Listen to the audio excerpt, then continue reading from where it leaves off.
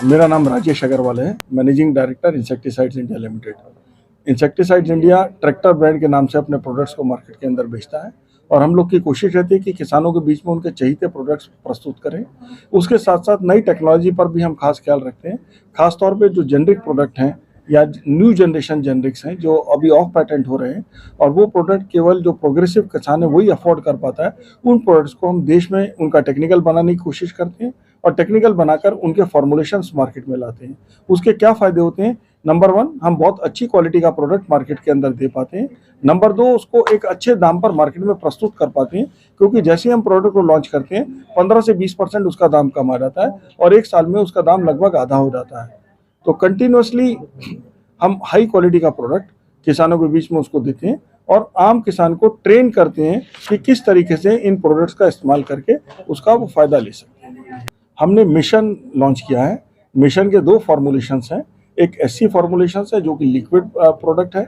इसकी dose 60 ml पर एकड़ की है और इसको सभी किसान, पैडी का किसान यानी झूने का किसान, गन्ने का किसान, गन्ने के साथ साथ सब्जी का किसान, पल्सेस का किसान, सभी इसको इस्तेमाल कर सकते हैं। और दूसरा प्रोडक्ट मेरा मिशन ग्रेन्यूल है। ग्रेन्यूल फॉर्मुलेशन खासतौर पे जो झूने का किसान है उसके बीच में और गन्ने के किसान के बीच में बहुत पॉपुलर है। इसका पैकेट 4 किलो का है।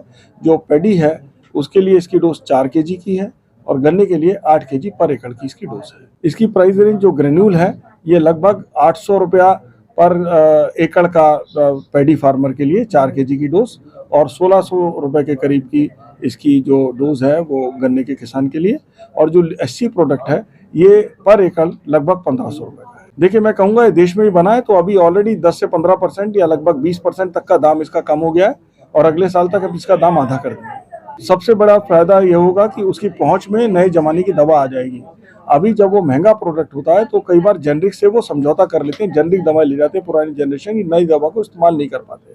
तो इस साल थोड़ा सा इस्तेमाल करें, उसका रिजल्ट देखें और अगले साल जब वो आधे दाम का हो जाएगा तो पूरी तरीके से उसका फायदा किसान को ही मिलेगा। हम लोग की स्ट्रेटेजी रहती है कि नए ज़माने की दवाएं देश में बनाते रहें और किसानों के बीच में प्रस्तुत करते रहें। इस साल भी हमारे 4 से 5 लॉन्च हैं, जिसके अंदर हम कुछ मिक्सचर प्रोडक्ट्स बनाएंगे, कुछ जापानीज कोलैबोरेशन से ऐसे प्रोडक्ट लाएंगे जो अभी पेटेंटेड हैं और उसके साथ साथ कुछ नए प्रोडक्ट्स भी अपने R&D सेंटर के माध्यम से बनाकर डेवलप करेंगे। हमारी कोशिश है कि हर साल 4, 5, 6 प्रोडक्ट हम लोग लॉन्च करते जाएं, जिससे कि हमारा किसान अपनी खेती को सस्ता कर सके, उससे प्रॉफिटेबिलिटी को बढ़ा सके और नए ज़माने की दवा वो इस्तेमाल कर सके, जिससे कम डोज में ज़्यादा रिजल्ट किसान को मिले। तो एससी फॉर्मुलेशन यानी लिक्विड फॉर्मुलेशन है, ये इसकी डोज 60 ml पर एकड़ है। इसको 180 से 200 लीटर पानी में मिलाकर 1 एकड़ में स्प्रे करेंगे। स्प्रे पंप्स किसी भी तरीके के इस्तेमाल किए जा सकते हैं, यानी प्रेशर पंप्स या जेट पंप्स, किसी भी तरीके का इस्तेमाल किया जा सकता है। इसी तरीके से दूसरा मेरा प्रोडक्ट है मिशन ग्रेन्यूल। ये ग्रेन्यूल फॉर्म में 4 kg का छिड़काव 1 एकड़ पैडी के ऊपर किया जा सकता है और अगर गन्ने की क्रॉप है तो वहाँ पर 2 पैकेट्स लगेंगे, यानी 8 kg पर एकड़ गन्ने की क्रॉप पे लगेगा। ये खासतौर पे सुंडी को कंट्रोल करता है। तंबाकू वाली सुंडी पे खासतौर पर इसका बड़ा अच्छा रिजल्ट है। पैडी की अगर बात करते हो तो लीफ रोलर और स्टेम बोरर भी 2 मेजर प्रॉब्लम्स हैं जो पैडी के अंदर आता है। इसी तरीके से जो शुगर केन है उसमें भी स्टेम बोरर रहता है, तो उसके लिए इस्तेमाल किए जा सकते हैं।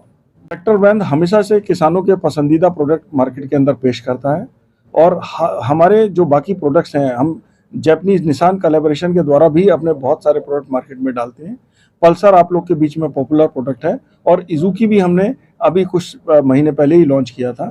सीजन में बड़ा अच्छा किसानों ने फ़ायदा लिया और मुझे ऐसा लगता है कि ये बहुत बेहतरीन फफूंदी नाशक है जो कि शीत ब्लाइट के साथ साथ ब्लास्ट के रोग को भी कंट्रोल करेगा और इसका भी भरपूर फ़ायदा किसान भाई उठा सकते हैं। कुल मिला के मैं कहना चाहता हूँ कि आपकी ज़रूरत को समझ के हम नए नए उत्पादन मार्केट के अंदर प्रस्तुत कर रहे हैं जो कि कॉम्पिटिटिव दाम पर हैं। आप इसको इस्तेमाल करके भरपूर फ़ायदा उठा सकते हैं। देखिए, प्रोडक्ट को बनाने में 5 से 10 साल का समय लगता है, क्योंकि आप पहले कल्पना करते हैं प्रोडक्ट की, क्या प्रोडक्ट बनाना है, फिर उसका डाटा रजिस्ट्रेशन का तैयार करने की तैयारी करते हैं, उसके बाद इसका रजिस्ट्रेशन कराते हैं, फिर R&D में डेवलपमेंट चलता है पैरेलली, प्रोडक्ट फिर कमर्शियलाइज होता है। तो 5 से 10 साल का टोटल समय लग जाता है इस प्रोडक्ट को डेवलप करने के लिए।